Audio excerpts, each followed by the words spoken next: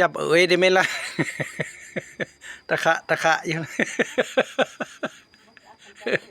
เราก็เก่ง เออบ่อย่าไปจับล้มเลยนะเออเออไปลงไปเรื่อยๆ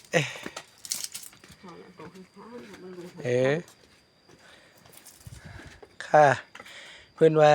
ค่าใดแข่งให้เอาค่านั้นลงก้อนเนาะก็มันอีรับน้ำหนักเขาได้ยังดีการขึ้นลงบันไดขึ้นที่สูงที่นั่นนะให้เอาขาที่แข็งแรงลงก่อนเพราะมันรับน้ำหนักหลาย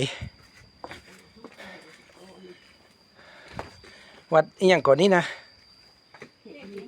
วัดป่าเทพนิมิตรจำบ่ใครได้วัดป่าเทพนิมิตรเนาะลงแต่ว่าวัดเส้งครับ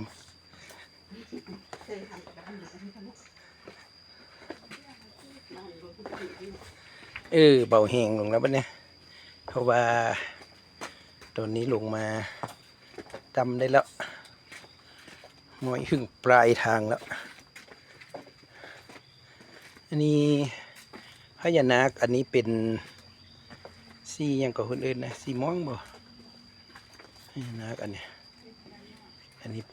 ป็นเขี้ยวมรกตพญานาคเนาะ